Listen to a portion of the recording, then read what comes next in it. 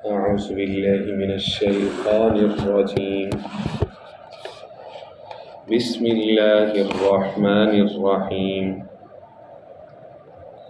يا أيها الذين آمنوا اذكروا نعمة الله عليكم إذ هم قوم أن يبسطوا إليكم أيديهم فكف أيديهم عنكم واتقوا الله وعلى الله فليتوكل المؤمنون. آمنت بالله صدق اللہ العظیم.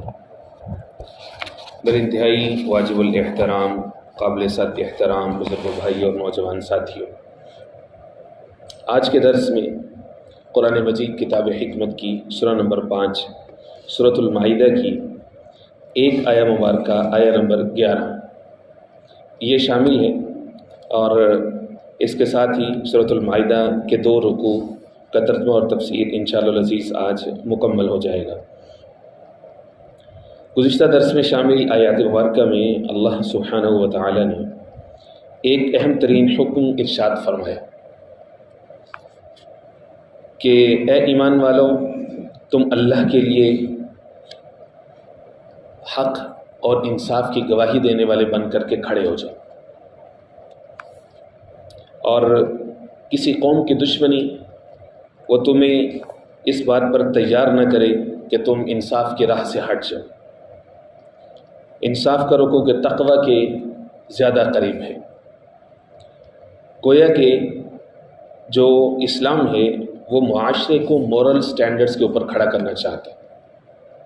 دنیا کے اندر وہ اقوام ترقی کرتی ہیں، ان اقوام کا غلبہ ہوتا ہے، ان اقوام کو اللہ رب العزت حاکمیت اور برتری عطا کرتا ہے کہ جو مورل سٹینڈرڈز جن کے اعلیٰ درجے کے ہوتے ہیں. اخلاقی معیار کے حوالے سے جو قوم جتنی پست ہوتی ہے، جتنی گھری ہوتی ہے، تو اس کو کوئی حق نہیں ہوتا کہ وہ لیڈ کرے، وہ آگے بڑھے، اور اللہ رب العزت لوگوں کے دلوں سے اس کا احترام چھین لیتے اور لوگوں کا ڈر اس کے سینوں کے اندر منتقل کر دیتے. پوری قوم بظاہر لوگوں کو لگتا ہے کہ معاشی گراوٹ کا شکار ہے، معاشی پستی کا شکار ہے، معاشی پسماندگی کا شکار ہے. حقیقت میں وہ اخلاقی پستی اس کا سبب ہوتی ہے. فرمایا اس لیے اللہ رب العزت تمہیں یہ حکم دے رہے ہیں کہ تم اللہ کے لیے حق اور سچ کی گواہی دینے والے بنو. اس کے بعد تمہیں اپنے دشمن سے، کفار سے تمہیں ڈرنے کی ضرورت نہیں ہے. عجیب بات ہے، یہ نہیں فرمایا کہ اعلیٰ اور بہترین ہتھیار حاصل کر لو پھر تمہیں ڈرنے کی ضرورت نہیں ہے، حالانکہ ہونا تو یہ چاہیے. لیکن یہ فرمایا کہ تم اپنی اخلاقی معیار کو اچھا کرو، انصاف کی بات کرو. کسی قوم کی دشمنی بھی تمہیں مجبور نہ کرے کہ تم انصاف اور حق کے راستے سے ہٹ جاؤ. اور فلا تخشوہم واخشون، اس کے بعد پھر تمہیں کفار سے ڈرنے کی ضرورت نہیں. واخشون فرمایا تم مجھے سے ڈرو اور میں تمہاری حفاظت کروں. یہ اللہ کا وعدہ ہے. اور جہاں پر وہ وعدہ یاد دلایا، کچھ خاص مواقع ایسے بھی آئے کہ جہاں پر مسلمان بظاہر اتنے ولنریبل بنے یا اتنے کمزور لگے کفار کو کہ انہوں نے ان پر حملہ آور ہونے کی کوشش کی. تو اللہ رب العزت نے فرمایا کہ اے ایمان والو، اذکروا نعمت اللہ علیکم، یاد کرو اللہ کی نعمت کو جو تم پر ہوئی. گویا کہ اذکروا نعمت اللہ یہ ایک طرح کی اصطلاح بن چکی ہے. قرآن مجید میں کئی سارے مقامات پر فذکروا، وذکروا، اذکروا کے الفاظ موجود ہیں. گویا کہ یہ ایک طرح کی پیشگی تنبیہ ہوتی ہے اور انسان کو اپنے ماضی کی طرف جھانکنے کا ایک موقع ملتا ہے. وہ یہ دیکھے کہ پہلے کیا تھا. مثال کے طور پر سورہ انفال میں رب العزت نے فرمایا وَاذْكُرُوا نِعْمَتَ اللَّهِ عَلَيْكُمْ، کہ تم اس وقت کو یاد کرو کہ اذ انتم قلیل مستضعفون، واذکروا اذ انتم قلیل مستضعفون فی الارض، کہ جب تم زمین میں کمزور تھے، تھوڑے تھے، مستضعفون فی الارض، کمزور سمجھے جاتے تھے، تخافون ان یتخطفکم الناس، اور تم ڈرتے رہتے تھے کہ لوگ تمہیں اچک نہ لیں، تم پر حملہ آور نہ ہو جائیں، فآواکم، اللہ نے تمہیں ٹھکانہ دیا، وأیدکم بنصرہ، اپنی نصرت سے تمہیں مضبوط کیا، ورزقکم من الطیبات، اور پاکیزہ چیزوں سے تمہیں رزق عطا فرمایا، لعلکم تشکرون، تاکہ تم شکر گزار بن جاؤ۔ یہاں پر بھی اپنی تائید اور اپنی نصرت اللہ رب العزت نے اس انداز میں اس کا وعدہ فرمایا کہ تم جو گزشتہ تمہارا حال تھا تم اس کو یاد رکھو، اس کو بھول نہ جاؤ۔ سورہ احزاب میں فرمایا یا ایھا الذین آمنوا اذکروا نعمت اللہ علیکم، اے ایمان والو اللہ کی نعمت کو یاد کرو کہ جب لوگ تم پر حملہ آور ہو چکے تھے اور پھر اللہ رب العزت نے تمہاری مدد فرمائی، ایک تیز ہوا چلائی کہ جس نے آ کر کے کفار کے خیموں کو الٹ پلٹ دیا اور وہ بھاگنے پر مجبور ہو گئے۔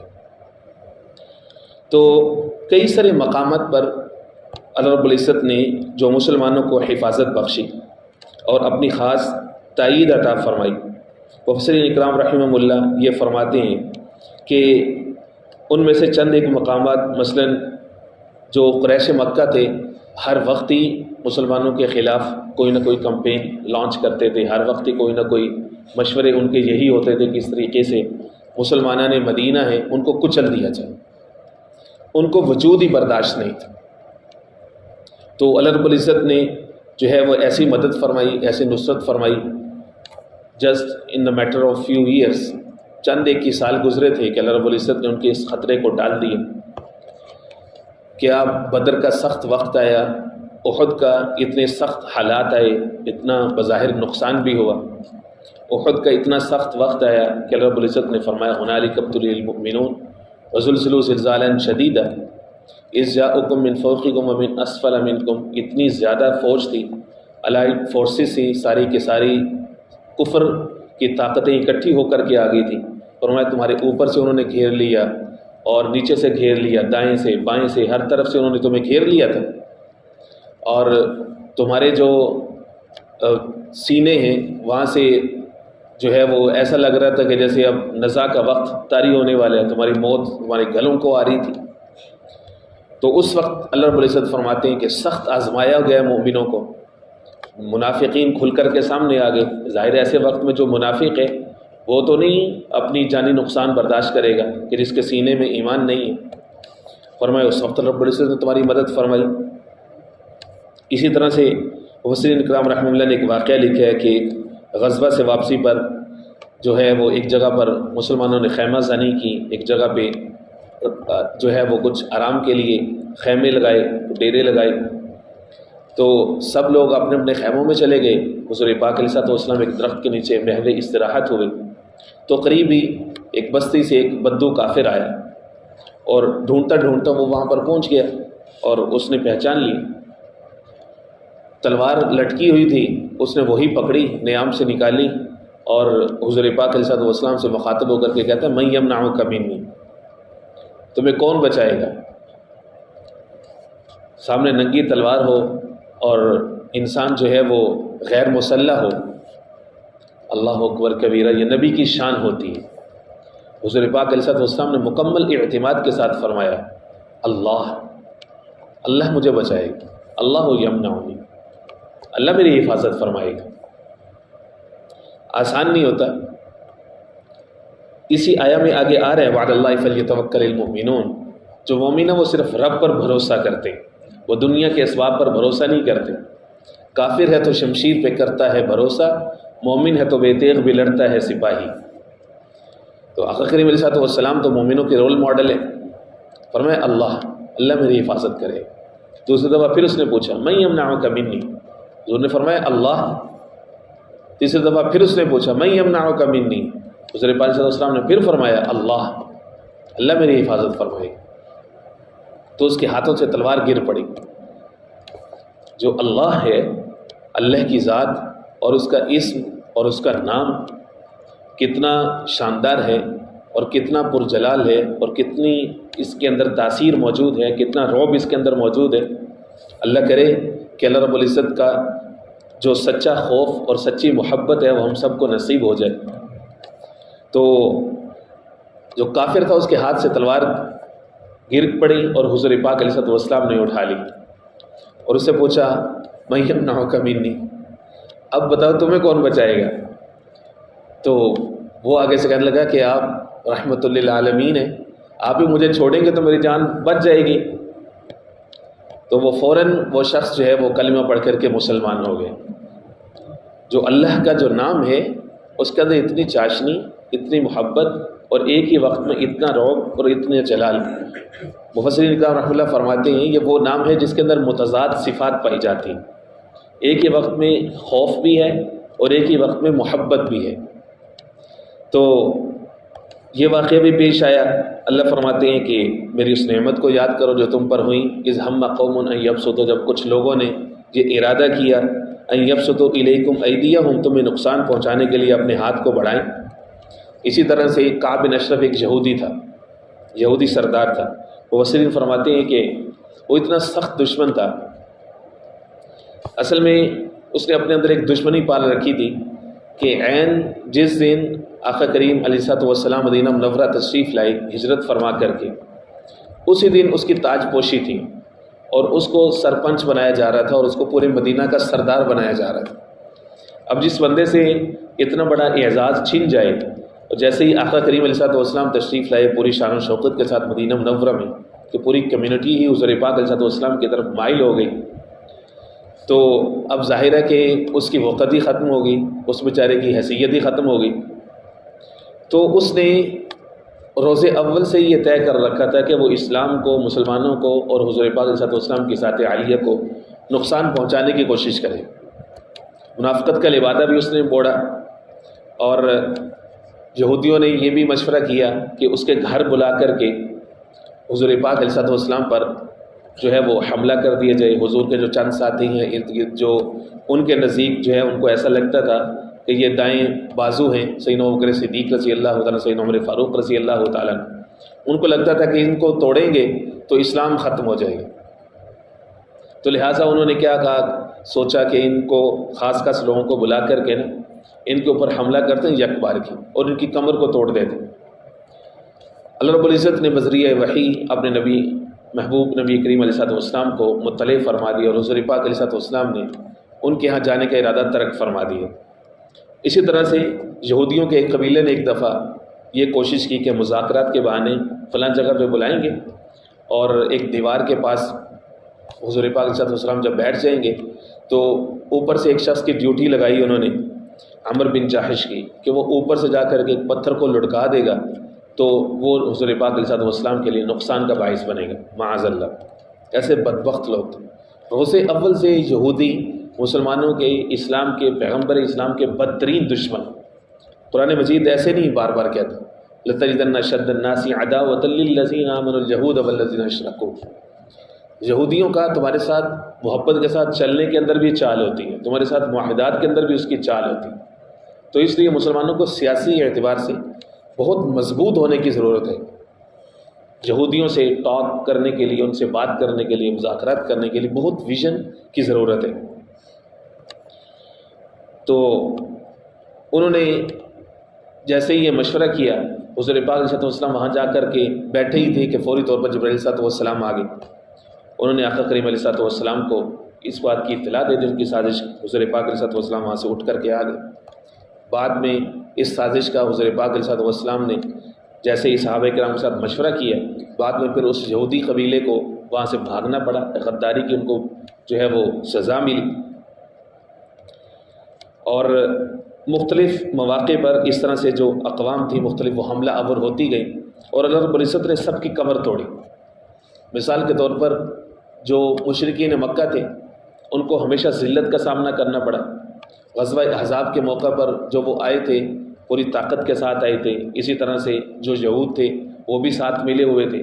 رب العزت نے فرمایا سورۃ الاحزاب ہی کے اندر کہ وَرَدَّ اللَّهُ الَّذِينَ كَفَرُوا بِغَيْظٍ لَمْ يَنَالُوا خَيْرًا، جتنے کافر تھے وہ اپنے اندر شدید غصہ لے کر کے آئے تھے، اللہ نے ان کو غصہ بھرے ہوئے واپس بھیج دیا، وہ اپنا غصہ تم پر نکال نہیں سکے۔ بِغَيْظٍ لَمْ يَنَالُوا خَيْرًا، وہ کوئی خیر حاصل نہیں کر سکے۔ جو ان کے ٹارگٹس تھے، جو ان کے آبجیکٹیوز تھے، وہ اس میں فیل ہو گئے، ناکام ہو گئے۔ ان کے جتنے مشورے تھے وہ سارے فلاپ ہو گئے، ساری تدبیریں ان کی ناکام ہو گئی اور وہ شکست کھا گئے۔ اور اسی طرح سے 7 ہجری کے اندر جو قریش کے لوگ تھے وہ بالآخر معاہدہ امن کرنے پر مجبور ہو گئے. بظاہر تو وہ ہر حال میں جنگ چاہتے تھے. اسی صلح حدیبیہ کے موقع پر خالد بن ولید جو بھی مسلمان نہیں ہوئے تھے، اس کی قیادت میں 200 لوگوں کا لشکر تھا، بڑے ٹرینڈ لوگ تھے اور ہتھیاروں سے لیس تھے. انہوں نے مسلمانوں کو گھیرا ہوا تھا، مسلمان حالت احرام میں تھے. انہوں نے بڑی کوشش کی کہ پرووک کیا اپنی طرف سے کہ مسلمان کس طریقے سے ہمیں موقع دیتے، تھوڑا سا یہ لڑ پڑے آگے سے، کوئی ایک آدھا بندہ آگے سے مزاحمت کر دے. کئی ساروں موقع پر انہوں نے تیزی کے ساتھ گھوڑے دوڑا کر کے مسلمانوں کی طرف آئی فینس کیا انہوں نے کہ اپنے دفاع میں کسی طریقے سے ہمیں کوئی بہانہ مل جائے. لیکن اللہ اکبر، حضور پاک علیہ السلام کی ٹریننگ ایسی زبردست تھی، پیشہ ورانہ مہارت کے حامل وہ لوگ تھے، تربیت ایسی شاندار تھی کہ حضور پاک علیہ السلام نے جب ان کو فرما دیا تھا وہی ہم حالت احرام میں انسان تو انسان، کسی جانور کا شکار کرنا بھی درست نہیں ہے. تو اس لیے جس حالت میں ہم ہیں کسی بھی صورت میں ہم نے جو ہے وہ ان پر حملہ آور نہیں ہو. تو صحابہ اکرام ان کی ساری چالیں سہ گئے، برداشت کر گئے. تو اللہ رب العزت نے ان کو ذلیل رسوا کی اور وہ اس طرح سے جو وہ چاہتے تھے کہ ہمیں کوئی بہانہ مل جائے، بظاہر تو وہ روک نہیں سکتے، ان کی عزت کو وہ لاج لگتی تھی پورے عرب کے اندر کہ احرام والے بندوں کو وہ کیسے روک سکتے مکہ مکرمہ آنے سے. تو ان کی کوشش تھی کہ صورت ایسی بنائی جائے کہ ہم دنیا کو یہ بتا سکیں، یہ پروپیگنڈا کر سکیں کہ یہ لوگ دراصل احرام کی حالت میں احرام باندھ کر کے اس کو شیلڈ کے طور پر یوز کر رہے تھے، ہم پر حملہ ور ہونے کے لیے ہی آئے تھے. وہ یہ ثابت کرنے کی کوشش کر رہے تھے. اللہ رب العزت نے ان کے چال کو ناکام بنا دی. اللہ فرماتے ہیں کہ ان یبسطوا الیکم ایدیہم، وہ لوگ جو ہے وہ تم پر حملہ آور ہو رہے تھے، فکف ایدیہم عنکم، اللہ نے ان کے ہاتھوں کو تم سے روک دیا. اللہ رب العزت نے تمہاری حفاظت فرما دی. اللہ رب العزت کی حفاظت حاصل کرنا یہ مسلمان کے لیے بہت ضروری ہوتا ہے. وہ سارے اعمال، وہ سارے اقدامات کرنا جس سے اللہ رب العزت کی مدد، اللہ کی نصرت، اللہ کی تائید حاصل ہو سکے. اللہ رب العزت نے اپنے نبی کریم علیہ السلام سے یہ وعدہ فرما دیا تھا جس کا تذکرہ آگے سورہ مائدہ میں پارہ نمبر 6 کے آخر میں آ رہا ہے. یا ایھا الرسول بلغ ما انزل الیک من ربک وان لم تفعل فما بلغت رسالتہ واللہ یعصمک من الناس. محبوب، اللہ آپ کو لوگوں سے محفوظ فرمائیں گے. یہ وعدہ کرنے کے بعد جب یہ آیات اتری، پہلے کچھ صحابہ جو ہے وہ دن میں یا رات میں جب بھی حضور پاک علیہ السلام خیمے میں آرام فرما ہوتے تھے تو کچھ گارڈز ہوتے تھے جو کہ حفاظت کرتے تھے. یہ آیات اترنے کے بعد حضور نے ان کو روک دی کہ بھئی اللہ نے ڈائریکٹ یہ فرما دیا کہ میں حفاظت کروں گا، اب اللہ اور اس کے فرشتے حفاظت کریں گے، تو اب اس لیے مجھے ظاہری کوئی بھی حفاظت کا ذریعہ اپنانے کی ضرورت نہیں ہے. یہ ہے حضور پاک علیہ السلام کی ذات مبارکہ کا معاملہ.